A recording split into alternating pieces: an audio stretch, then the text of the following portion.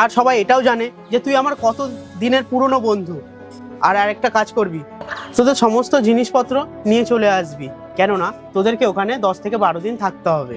মা বাবাকে সত্যি ডাকবে? না না, তোকে কিচ্ছু বলতে হবে না, আমরাই ওনাদেরকে ডেকে পাঠাবো, ওনারা অবশ্যই আসবে।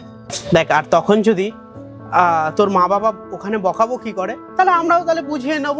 আর তাতে যদি আমাদের তোর মা বাবার হাতে পায়ে যদি ধরতে হয়, তাহলে আমরা ধরে নেব। আর বৌদিও তো আসবে, বৌদি তো আমাদের খুব ভালো বৌদি, বল, বৌদিকে তো নিয়ে আসতেই হবে।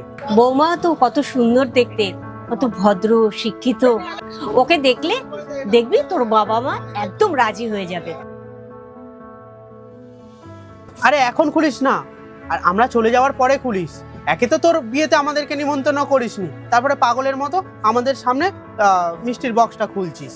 আর সমস্ত মিষ্টি এখনই খেয়ে নেবি নাকি? এর মধ্যে প্রপার অ্যাড্রেস দেয়া আছে, তোরা কিন্তু সেজে গুজে খুব ভালোভাবে আসবি, আর কিছুদিন থাকবার জন্যই কিন্তু আসবি, ঠিক আছে?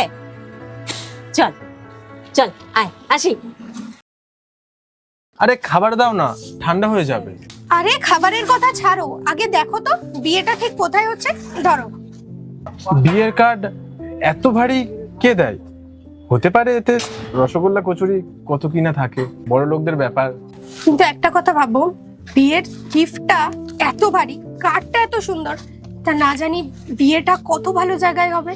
আর দেখো, মাকে তো বলে দিলাম যে আমরা যাব, কিন্তু 10 দিন ওখানে গিয়ে থাকবো, আমাদের কাছে তো টাকাও নেই। আর 10 দিনের মধ্যে তো আমাদের কাজটাও চলে যাবে, আমরা টাকা কি করে ইনকাম করব? আর বিয়ে বাড়িতে যাওয়ার মতন আমাদের কাছে তো ভালো জামা কাপড়ও নেই। দেখো, বলে যখন ফেলেছি যে বিয়েতে যাব, তাহলে যেতেই তো হবে। মার্কেট থেকে সুদে টাকা নিয়ে হলেও যাব। এতগুলো টাকা, অনেক টাকা তো।